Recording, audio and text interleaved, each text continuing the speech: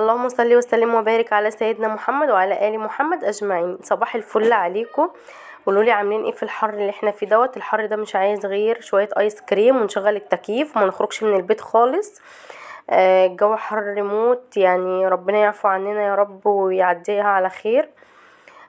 تعالوا بقى نعمل شوية ايس كريم نرتب على قلبنا وقلب الولاد، ونعمل حاجة كده نظيفة وبجودة عالية وبسعر كويس. عايزة اقول لكم ان دلوقتي بولة الايس كريم دي بتتباع ب30 وب35 جنيه، دي في الاماكن العادية. فيعني نعملها في البيت. بصوا الايس كريم كريمي ومتماسك وفي نفس الوقت يعني بيدوب في البق كده دوب. ايس كريم الشوكولاته دوت. عايزه اقول لكم ان انا يعني ده اللي لحقته، الكاس ده اللي انا لحقته. يعني انا عايزه اقول لكم ان انا رحت مشوار وجيت لقيت ولادي خدوا البوله بتاعه الايس كريم الشوكولاته، خلصوها كلهم بالف هنا على قلبهم يا رب. فيعني هم سابوا لي كتر خيرهم الكاس دوت بس عشان اعمل لكم بيه مونتاج، عشان اوريه لكم يعني واصور لكم كده. حاسين بيا والله والله كتر خيركم يا حبايبي. طبعا بألف هنا يا رب اللي كل حاجه او كان ليه نصيب ياكل منه. كان ولاد اختي عندي وكان لهم نصيب فيه، وعايزه اقول لكم هم شكروا فيه جدا جدا جدا. المعلقه بتاعه الايس كريم دي بتتباع ب10 او ب15 جنيه، مش غاليه. هاتيها بتفرق معاكي كتير جدا جدا في الشكل. عشان تديكي نفس الشكل بتاع بره بالظبط. انتوا عارفين بقى الولاد يعني ما كانتش الحاجه نفس الشكل بتاع بره وما بتبقاش حلوه. الايس كريم كان طعمه تحفه، كان كريمي ما كانش فيه اي تكتلات.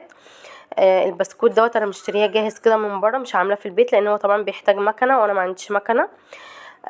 هقولك ازاي تعملي الحليب المكثف بكل سهوله وبطريقه ناجحه جدا جدا جدا في البيت من غير ما تشتريه من بره، لان طبعا كلكم عارفين ان هو سعره غالي جدا برضو جدا جدا وجدا. دي مكمله معانا في الفيديو، مش عارفه ايه كميه جدا اللي انا بقولها دي، بس يلا ما علينا.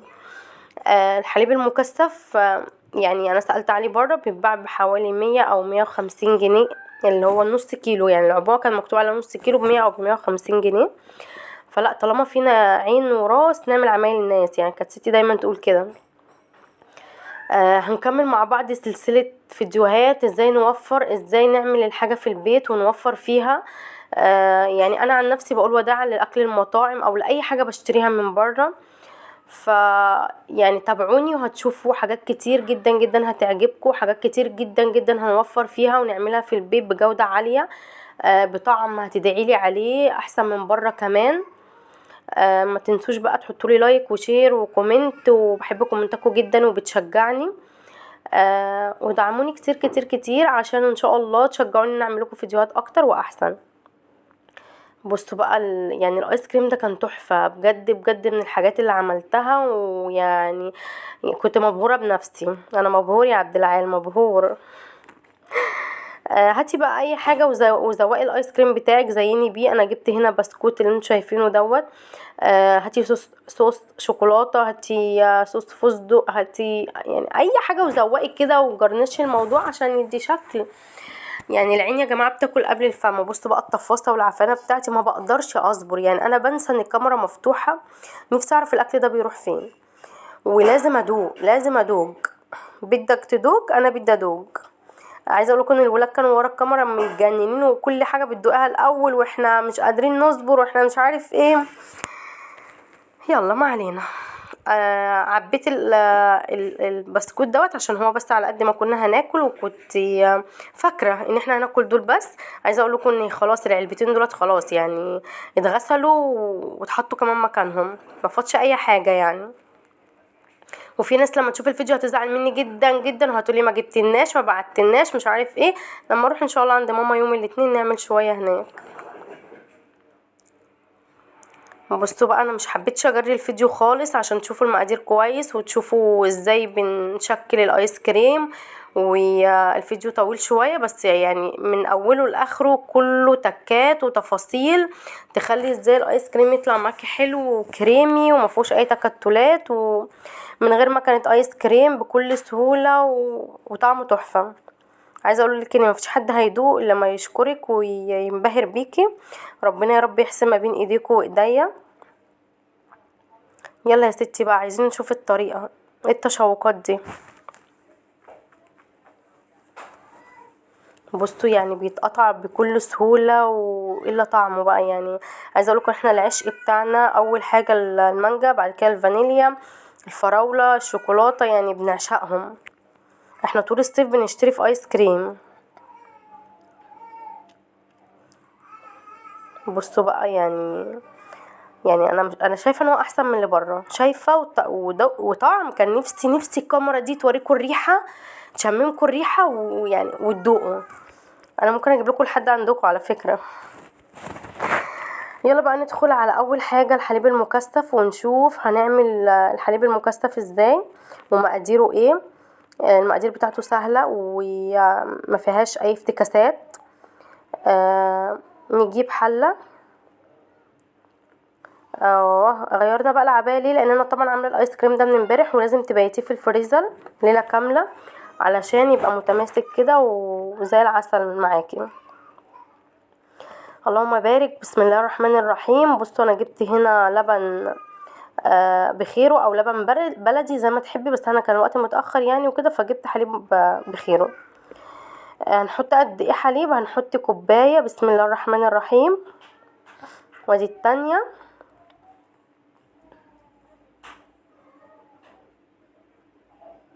وادي التالتة. هنحط 3 كوبايات حليب عادي خالص خالص. وهنحط كوباية ونص او كوبايتين سكر. بصوا يعني الناس اللي عامله دايت او مش بتحب السكريات قوي وكده خليها كوبايه واحده بس. انا حطيت كوبايتين. اي سكر بقى يعني، ما اشوفش حد يقول لي سكر تومين ايه يعني سكر تومين يعني؟ ما بناكلوش ما بنشربوش ايه يا جدعان؟ النبي لا نعيش عيشه اهالينا بالله عليكم. ادي 1 2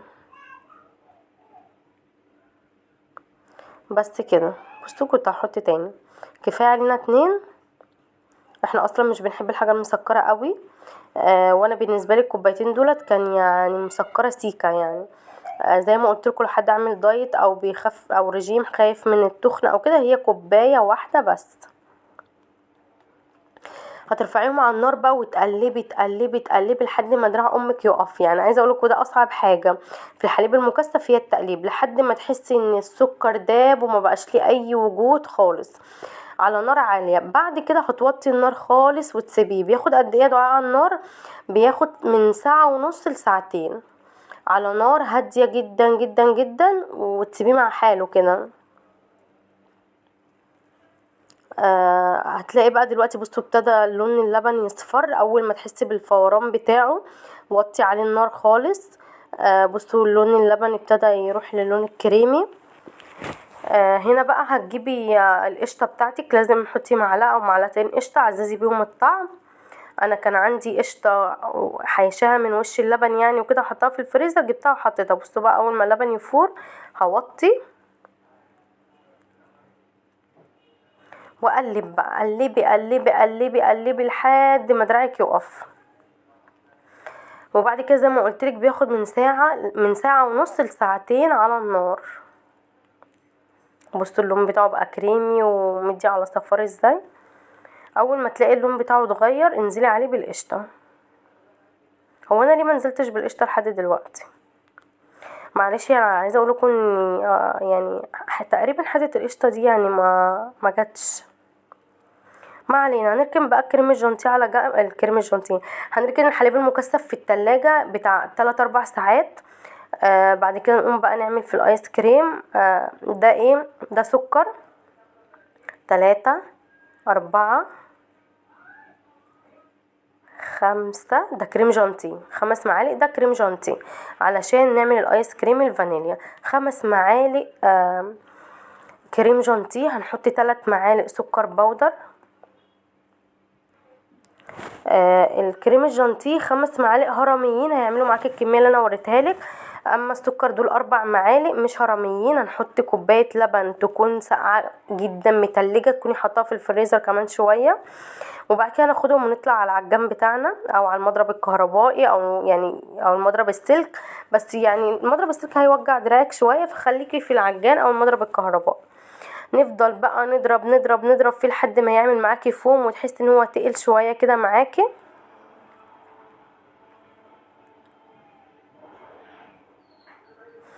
اول ما يعمل فوم كده على الوش ويتقل معاكي اعرفي ان انتي ماشيه صح، والنتيجه بتاعتك ان شاء الله باذن الله هتطلع هايله.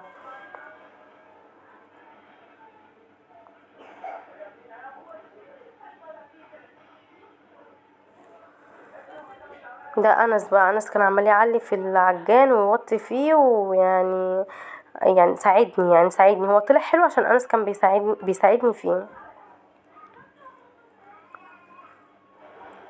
عايزه اقول ان دلوقتي سعر العجان راح في داهيه، يعني انا فكرت اجيب واحد اكبر شويه، رحت سالت فرجعت في كلامي الحمد لله، خلينا في دوت حلو. غلطتي لما جيت اشتري العجان دوت، ما كنت يعني كنت اول مره اشتري، فانتوا عارفين يعني ساعات كده الواحد لو ما فيش حد قال له يشتري ايه او يعمل ايه او خد راي حد بيتدبس، فانا اتدبست فيه. العجان بتاعي دوت يعني بيشيل كيلو واحد بس من الدقيق، فده مش حلو يعني، مش لا كنت حابه ان انا اجيب حاجه اكبر من كده، على الاقل 3 كيلو 5 كيلو. فانت لو بتشتري او بتجهزي بلاش العجان الصغير. لما باجي اعمل بسكوت بديفور، لما باجي اعمل الحاجات دي مش بيبقى عملي معايا. ان شاء الله باذن الله نجيب واحد كبير شويه. بصوا بقى الفوم يعني الصوص بتاعه تقل ازاي من غير لسه ما حطيناش كريم، ما حطيناش الحليب المكثف، ما حطيناش اي حاجه لسه. هحط بقى يعني ربع او 3/4 الكميه بتاعتي من الحليب المكثف عليه، ونروح برضو تاني نضربه في العجان. الحليب المكثف بصوا كنت عايزه اوريكم ان هو ازاي مش مكتل، ما فيهوش اي تكتلات. قعد على فكره في التلاجة يعني يومين 2 بحالهم، عشان يعني كان عندي ما كنتش عارفه يعني اصور اكمل الفيديو وكده، فقعد يومين في التلاجة.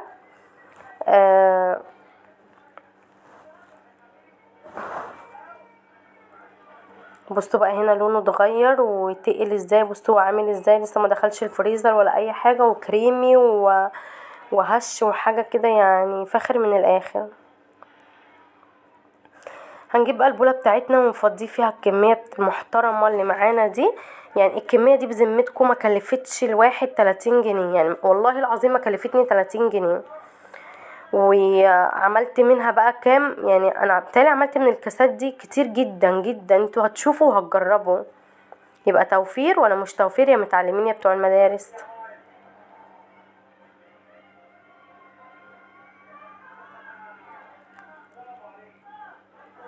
شيلي بقى الكميه دي حطيها في الفريزر، وزي ما قلت لكم الايس كريم لازم يبات في الفريزر اقل حاجه يعني 8 ساعات، اقل حاجه 8 ساعات. هو انا هنا كنت بخبط حد بالبتاع اللي في ايدي، يعني اكيد كنت بعمل كده. خبطيها بقى كده، طلعي منها الهواء او يعني بيبقى فيه فقاقيع كده او بقليل كده، خبطي كده عشان تروح. نحطه بقى في الفريزر، وتعالوا نشوف هنعمل ايه تاني. غسلت العجان بتاعي كويس وما خدتش فيه اي بواقي. تعالوا نعمل بقى ايس كريم الشوكولاته.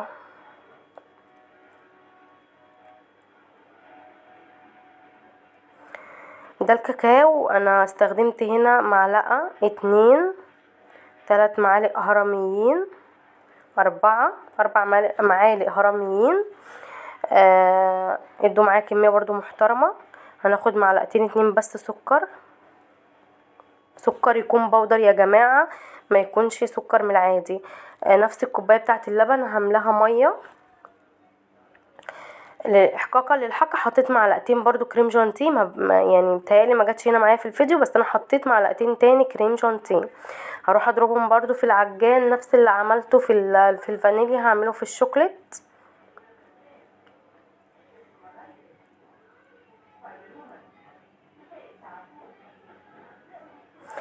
انا محبتش اعمل لكم كل نوع في فيديو لوحده، يعني حبيت كده اخليه لكم على بعضه.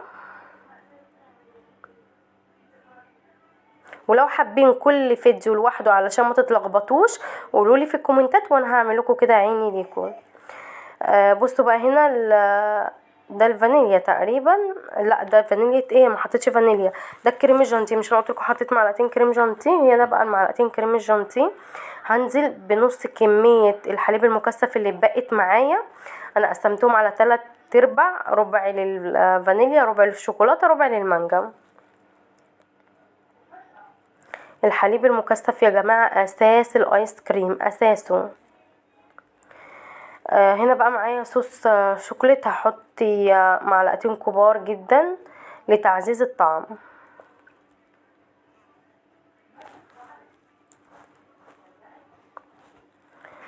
برضو رحت بيهم على العجان، ضربتهم شويه محترمين لحد ما عملوا فوم كبير عالي معايا، وحسيت ان الصوص تقل. بصوا بقى صوص كريمي ازاي، ما فيهوش اي تكتلات، ما فيهوش يعني زي ما الكتاب ما قال.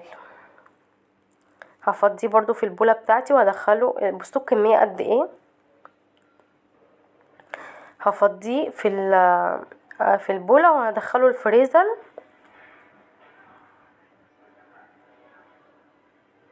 عايزه اقول لكم ان البتاعه دي تحفه، يعني تحفه، بتجيب قلب الحاجه كده.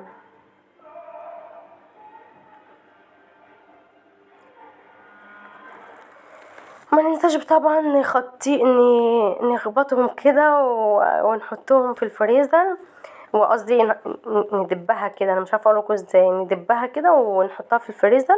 تعالوا بقى نشوف المانجا معانا. المانجا هتطلعيها من الفريزر على طول، ما تكونش قبل ما انتي ما هتعملي بتلجها. عايزه اقول لكم ان الجوانتي ده تحفه تحفه تحفه. اما باجي اقشر المانجا، بصوا صوابعه كبيره متضخمه، كنتش عارفه البسه اصلا، بس بيبقى حلو. بعرف ازاي امسك المانجا واقشرها براحتي. والمانجا يا جماعه اللي بتشيلوها بقشرها زي كده لازم تقشروها وهي متلجه. بالمقشره بتبقى زي البطاطس، بتبقى تحفه.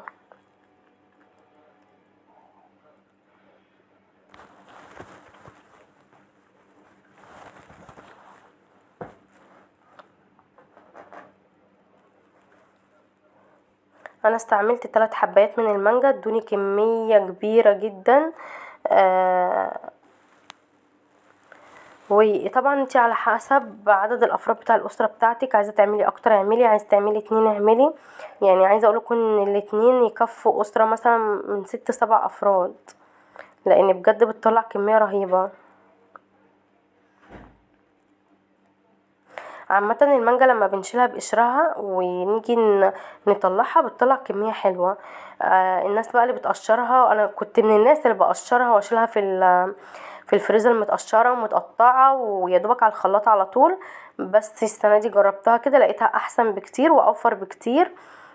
بحس ان هي كانت بتهدر مني جامد قوي، فلا عجبتني، يعني اعتمدت الطريقه دي. والمقشره دي تحفه تحفه تحفه تحفه. عايزه اقول لكم لو تعرفوا حد بيبيعها او مكان بيبيعها قولولي عشان اجيب منها، لان انا مش لاقيه منها تاني. عايزه اقول لكم ان انا رحت كده عشان افصل الكاميرا عشان الفيديو ما يطولش عليكم، ولقيت ان الكاميرا ما فصلتش، فيعني ليكوا نصيب تشوفوا الكواليس. يعني من حظي ومن نصيبي ان انا ما كانش فيه كواليس صعبه ولا حاجه.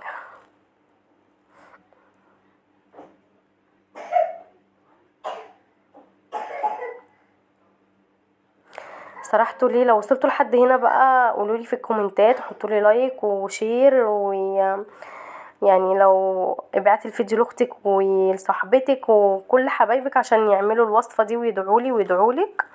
خلصت تقشير الكميه، هقطعها بقى. برضو هي متلجة زي ما هي، مش هسيبها تفك خالص. من نجاح الايس كريم ان يكون الفاكهة متلجة.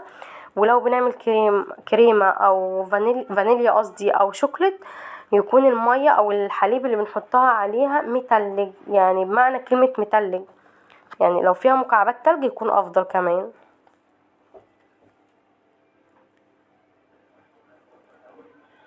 بصوا كل الكمية دي طلعت من منجاية واحدة، عشان انا بقول لكم يعني المانجا لما تكون سليمة في الفريزر بتطلع كمية محترمة. ادعوا لي الانس بالله عليكم، عنده حساسيه وعمال يكح اليومين دولت، يعني انا مش عارفه ليه. يعني ما صدقت الشتا خلصت عشان يعني التعب بتاعهم ده يقف شويه، ومفيش فايده. الحمد لله على كل حال. والله العيال دي يعني بتقاسي بجد معانا.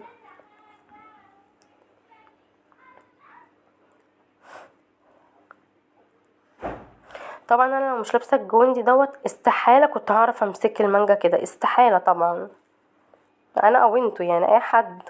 فالجوانتي ده حلو وعملي جدا، بستعمله في حاجات كتير، بستعمله في حاجات السخنه وفي الحاجات الساقعه، فحلو يعني. عايزه اقولكم ان هو كان بقاله كتير قوي عندي وما كنتش بستعمله، بس يعني من ساعه ما ابتديت اصور وكده نفعني، لاني بقيت اشوف استعماله ايه وبقيت احتاجه، فبقيت اطلعه واستعمله. خلاص يا ستي انا حالتي امها ما بقاش فيها حاجه خلاص. ايوه كده، هتفضحينا.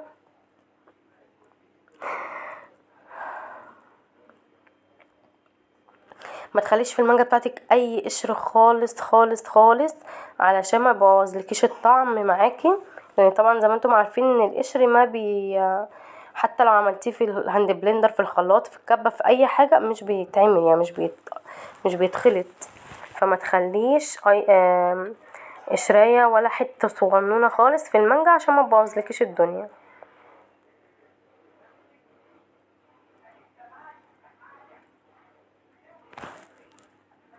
عايزه اقولكم ان انا نازله رايحه مشوار مهم جدا جدا جدا، يعني بعمل المونتاج ده وانا على اعصابي.